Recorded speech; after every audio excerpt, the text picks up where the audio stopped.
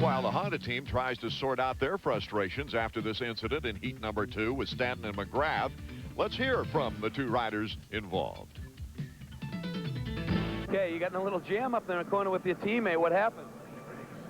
He went down in front of me. I don't know what he's saying. He's probably saying I took him out, but I know what happened to him. The rut's really deep, and your foot peg and rear brake gets caught on it and picks your rear tire up, and you just don't go nowhere. And then I did hit him, because he would hit that, and his rear tire went up, and then I hit him, and then we both fell down. So I was going in the rut, just taking my time, because I was right behind the swink, and he just ran right in the back of me, I guess. Threw up your... That was it, threw up your hands in disgust. Well, it's stupid, you know. I couldn't do nothing. I mean, I was just following right behind. I mean, it's this tight corner, of course, but, you know, it's just people don't use their brains, you know. Swink pleases his fans. The mishap setting up an interesting semifinal round.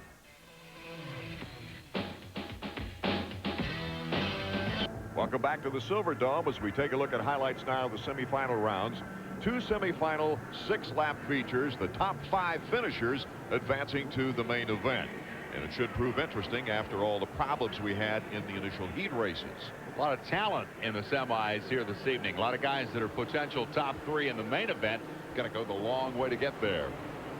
Here in the first semifinal round, it was number 11, Larry Ward, a privateer on the Yamaha, battling it out with Doug Dubach. After Ward got the pole shot, Dubach took a brief lead before Ward came streaming back.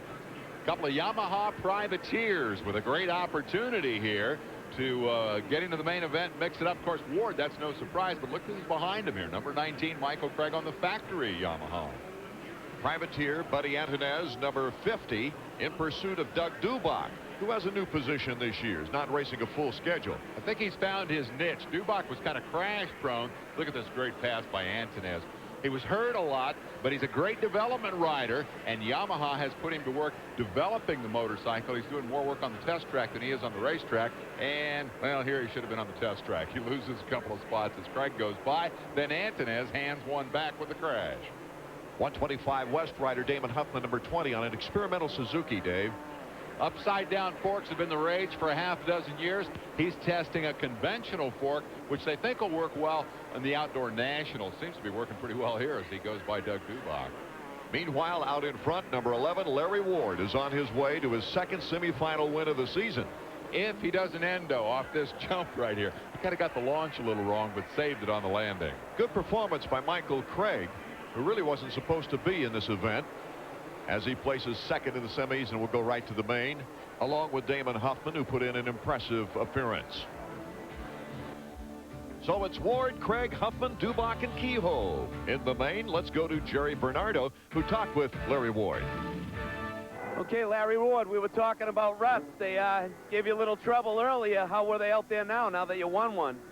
These guys, you know, the track crew's doing the best job they can. The dirt's really soft, and they're working their butts off and getting the track in pretty good condition. It's definitely technical with all the ruts, but it'll be a great main event. Okay, we had the Stingray sneaking up behind you, a little late afternoon charge. Yeah, everyone knows Michael Ray Craig can get the job done. He won Tampa, and he's a very fast rider. He's on that factory Yamaha, and you know, that's where I'm looking to be next year, so hopefully I can keep beating him and make it by a little more in the main. All right, good luck, kid. Thank you. Lots of big names in semi number 2. McGrath, Stanton. Emig had his problems during the qualifying heat. They're all gunning now to try to make the main and not have to go to a last chance qualifier where only 2 qualify out of that particular situation to make the main.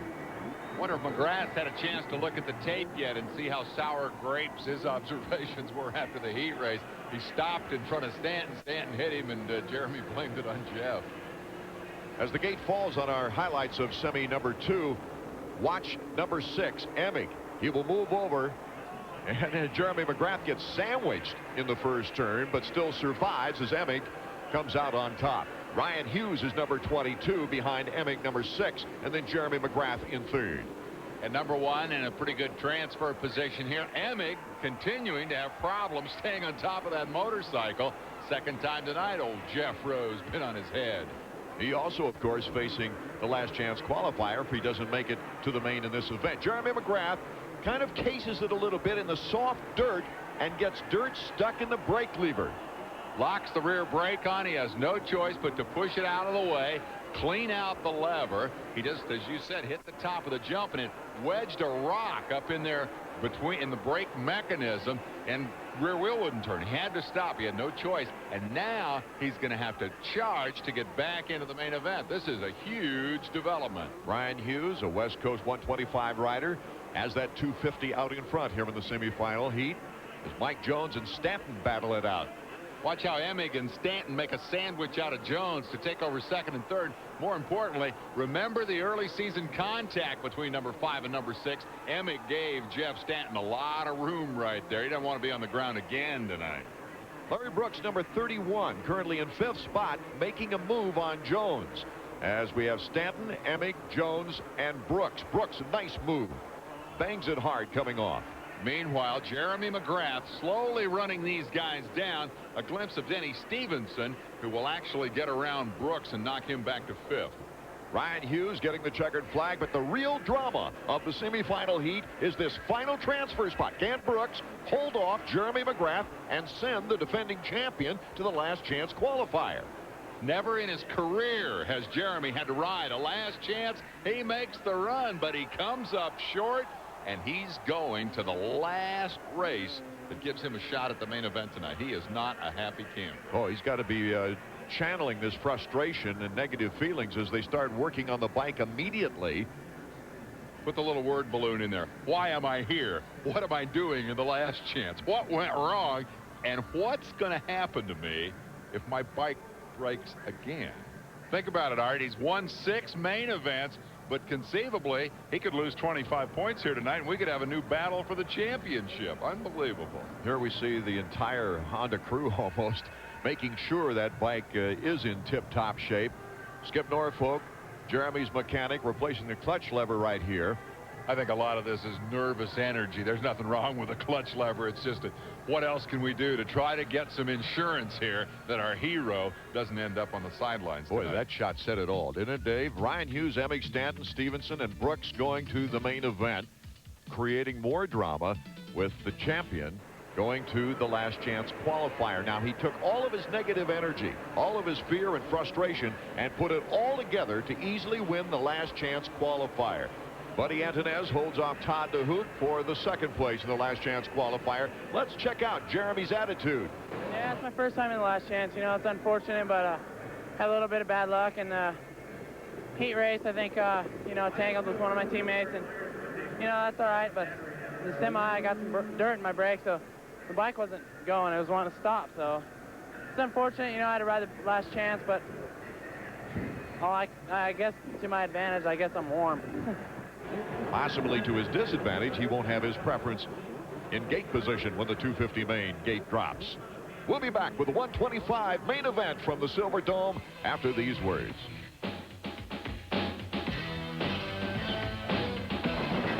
Pontiac, Michigan. Art Ekman along with Dave Despain as we get set for the 125 main event. 3 races left on the 125 East season. A 16-point lead for Ezra Lusk, number 17, over his teammate Jimmy Button, number 34. So very important for Button to have a good race here if he's to challenge for the championship. It's Ezra Lusk in the middle. Mike Brown also, and DeMint on the outside. Lusk got the start. Chad Pedersen, 5th ranked in the points, on the ground in the first turn. Bad break.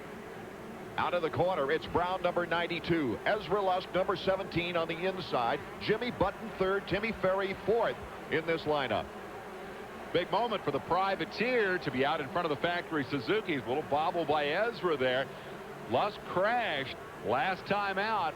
Cost him the victory, but he got back up to salvage points. He can't afford to keep doing that, or this championship could go right into the cockpit. 92 Mike Brown, steadily improved after 2 5ths and 2 4ths in the last 4 races. He's out in front and looking strong. Strong suits for Mike Jones, I would say, are speed and courage. Shortcomings, lack of consistency. He's crashed a lot. Well, the only 2 that are making the triples are out in front right now as Tim Ferry gets bumped into the hay bale.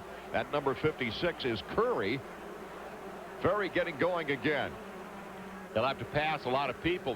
He's a potential podium finisher every week, but he's back in the traffic now. Mike Brown with Ezra Lusk. Lusk doing the triple. Takes the lead away from Brown. Ezra now, it'll be interesting to see if he can hold it. Gets down the loop. We've got a good whoop section coming up for Ezra Lusk, the leader, over Mike Brown. Button still in third as they pick their lines. Oh, Ezra has problems. He's down. Mike Brown goes by. Button goes by. Lusk tries to get back into the fray. He did the same thing at Charlotte. A tough whoop-de-doo section. He lost the front end. He pitched it away while in the lead. Ezra Lusk coming. You see, he got out of the rut. The bike went left when the front wheel hit it. Pitched him right, and he couldn't save it before he hit the hay bales. So it's Brown, Button, and Lusk has gotten back up and is now currently in third. Big opportunity for number 34. Jimmy Button, 16 points down for the championship. 3 races to go, counting this one. In the next 2 races, they'll be in Minneapolis and Dallas, and those are combined East and West region events. That means you've got the likes of Damon Huffman and Ryan Hughes in there. Button needs points tonight. A big battle for 4th and 5th as we pick up the action here. Jeff DeMent is being passed by Jeff Curry. We go back out to the leaders, Mike Brown, Jimmy Button. Lusk is coming off the hill. Lusk could still run him down. He lost a lot of ground, a lot of time there, but if he settles in, he could get back in the thick of this. Here's the race. DeMent, Curry, Rand, and Davey Yezik, number 46. There's Curry trying to make the move, and the fans love Jeff Curry. A couple of years ago, he was on the podium here in Pontiac. He's from Michigan. Ooh! DeMent goes down. He gets popped by Rand, and Rand has to run into a hay bale. Jeff DeMent came up with Ezra Lusk. A lot of people thought they were going to be the 2 superstars battling for championships. Lusk's had success. DeMent's still looking for it. Brown, our leader, with the 125 main.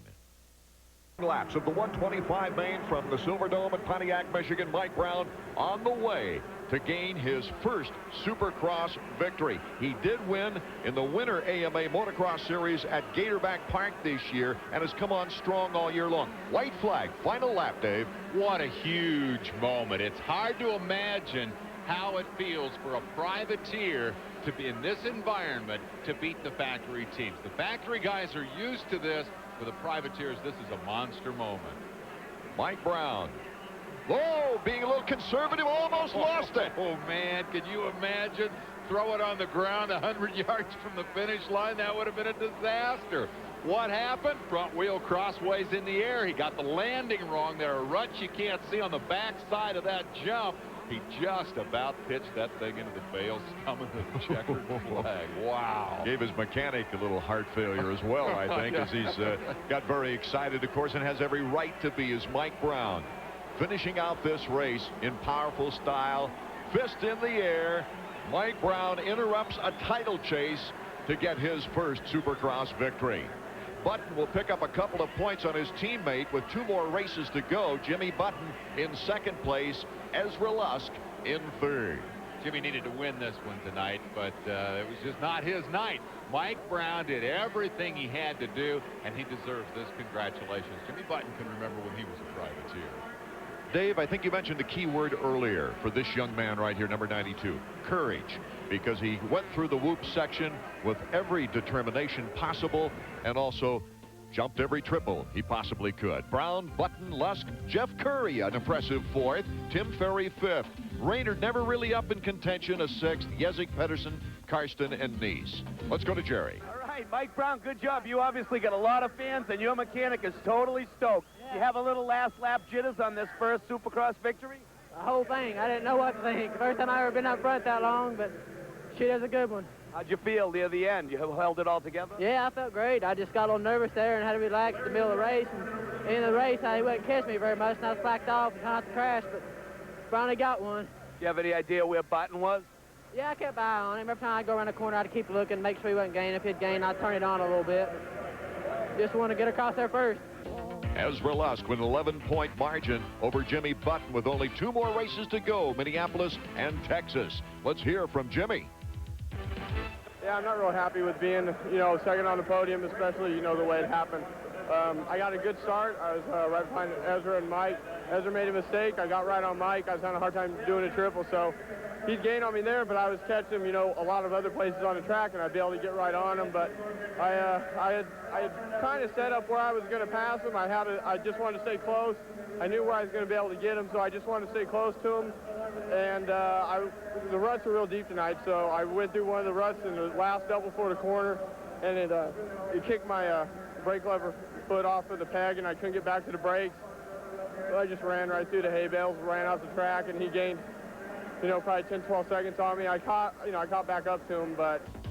A talkative Jimmy Button as we see Mike Brown victorious on a Honda, breaking the win string of Suzuki in the 125 East Division.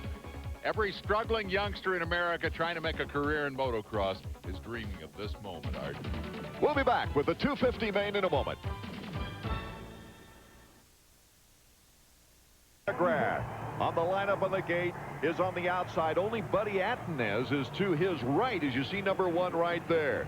He went down in the heat, a rock in the brake and a slip in the semi. Last chance qualifier. He's already raced 20 laps, Dave. That's a very, very dangerous position to start. Here's Mike LaRocco, who's got a great starting spot. McGrath is in real jeopardy of getting run off into the hay bales from that starting spot. We'll have to see what the riders do when they approach that first turn. Will they hug the inside? Will they push out like normal? Well, momentum is the whole issue. You've got this huge pack trying to go into a funnel. The people on the outside are just victims. There's 15 guys there that can run into you. LaRocco on the inside, but Kehoe gets a great start. McGrath coming from the outside. Oh, McGrath gets through. He got away with it. He's in second spot from the worst starting position on the gate. Kehoe leads it. He won't last long. Watch Jeremy zap him on the inside. Real quick. And it's Henry in second place now, moving in front of Kehoe, as Jeremy McGrath has pulled off the impossibility almost. You know, Art, think about that. That's the first time in, what, a half dozen races that he's been in the lead this quickly, and he did it from the worst starting spot on the gate. What a guy. Mike Kudrowski and Swink, incidentally, in the mid-pack went down, and they're far back now as we see Emig and Larry Ward. The Yamahas that have been getting the great starts all year. Here's what we want to see. How the heck did he do it? From way on the outside, the field charges. He goes late to the brakes and runs way up in there. Nobody on the inside had any trouble. They all ran right around there just like they were on rails, and they left the door wide open. When he gets to the right-hander, he's on the inside, and it's over. McGrath is gone. Well, wow. It's obviously he is totally focused as we watch a good battle between Emig and Larry Ward. You've got the factory Yamaha rider number 6 and Larry Ward, the privateer Yamaha, in the trail. One more observation on that. Yes, he was focused. It was a great start, but it was a lot of luck. He used up all his bad luck earlier tonight. When the key moment came, he had the good luck, and he managed to win the start. Look at Ward. Ward impressively battling Emig here in the early going. He got the pass completed. That was a nice move. He used his track position. He waited till the track came to him, shot by, cut Emig's line off, and Ward's clearly faster, I think, at the moment. The other factory Yamaha right behind Ward, and that's Michael Craig. As we take a look at the leader, Jeremy McGrath. Stanton, the hometown boy, making the pass on Craig, or trying to do so. Yes, he's got him. He's never won in Pontiac. All the fans come here to see him win here. Stanton's never been able to do that. In fact, the crash here last year arguably cost him last year's championship, and when you think about it, he hadn't done a whole lot since. It may be remembered as the crash that cost him his career. Here's a good shot because you can see the riders picking the various lines as the track will now get rutted up throughout this race. Michael Craig behind Stanton. Jeremy McGrath in the number 1 position. Stanton now making a move toward Jeff Emig, number 6. Guess who? Those guys are always together, aren't they? More Supercross action coming. Main event from the Silverdome in Pontiac, Michigan. Right now we're watching Jeff Stanton do battle with Jeff Emig. Jeremy McGrath, incidentally, out in front in this one with a steady, aggressive ride. But Stanton and Emig now, these two have had their time. Oh, and look at that. Stanton bumps him on the rear.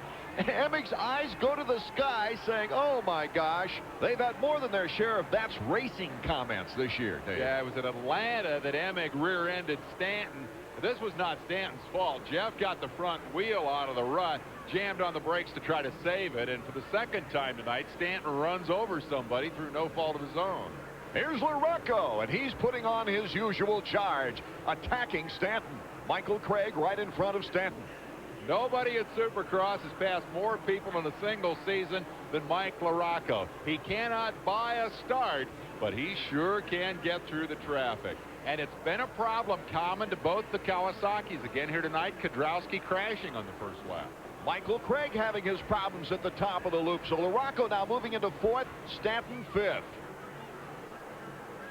Unfortunate for Michael Craig, who's really been battling that sore shoulder throughout this entire race. Here's LaRocco. Does he have time to catch up with the leaders? Larry Ward is next in his sights.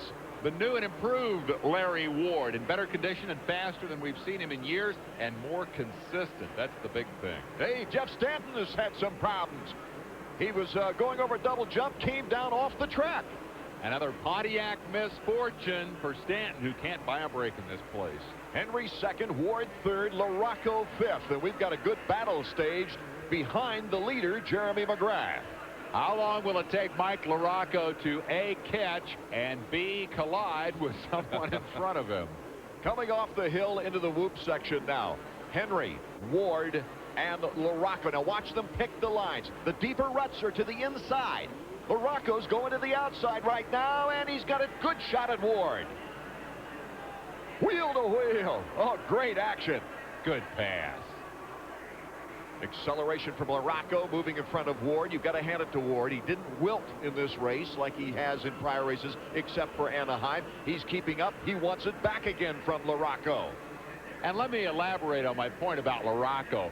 Colliding with people, yeah, he's done it 3 or 4 times this year, but this guy has to spend more time at the edge of the envelope, more time riding on the razor edge of control, simply because he gets such bad starts. He's faster than anybody else out there a lot of the time. He's going to make his run at Henry right now. He just has to take more chances, and somewhere along the line, that's going to bite you. Oh, this track is punishing. With the ruts and the airtime, Henry's trying to hold off LaRocco. Visions of the last race. Well, exactly, and precisely the point I was making. In the last race, LaRocco had to hit Henry to get around him on the last lap. Henry didn't take it personally. He just figured, hey, that's part of the Supercross game. Nobody ever guaranteed me in my contract that it wasn't going to be a contact business. Now he's got LaRocco behind him again. Well, you know he knows what's coming. What's he going to do to defend? That's my question. What's really interesting now to observe is which rut the riders decide to ride in. Little mistake there by LaRocco. He got it just a little bit wrong. Had the opportunity to close right up on Henry, and instead Henry got away a little bit. Any questions about McGrath wilting after having to go all the way to the last chance qualifier? You can erase those thoughts as he's out in first place. We're watching LaRocco, though, try to take over second, and he bobbles. Yep. There it came. You see, he had to take the different line. He couldn't run around in that same rut as Henry. He'd been doing that for a few laps. He took the different line. It was the high-risk line, and it bit him. And Ward coming up, sneaking closer to LaRocco. Ward has not given way.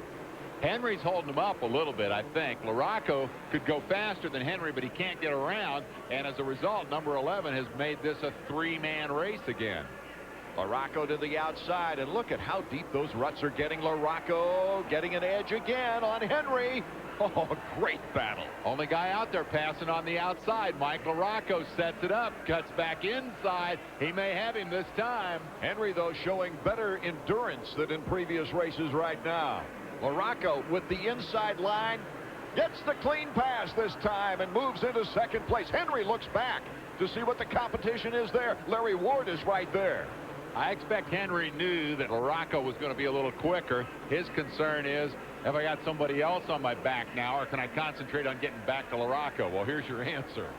Good 3-way battle. Second, third, and fourth right now. Mike LaRocco holds the edge. Jeremy McGrath out in front. Henry Oh, Ward gives him the little shove. Yeah, he took him right up to the bales, didn't he? And then added the elbow for emphasis. Just for balance, right, Dave? Yeah, exactly. Let's take another look and see what happened. He's got the inside line. Henry knows it. Henry tries to close it down, but he gets up alongside of him, and yeah, I think he made sure. I think he stuck the elbow in there. NBA, they call that a hook. Okay, it's Ward in front of Henry. We'll be back with the exciting finish in a moment. And all the different ways he had found to win. Well, he found a way tonight that nobody has ever found before. This is the first time in history anybody's come through the last chance qualifier to win the feature.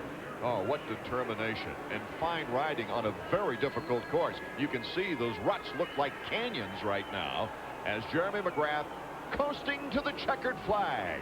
But the battle is right here for second place. Mike LaRocco, Henry, Larry Ward. Henry to the outside. He seals off Larry Ward. Henry trying to make a last-ditch effort. Moving it. Oh, and LaRocco and Henry both go down. Ward sneaks between them inside, and he'll take second place. LaRocco gets up quickly for third.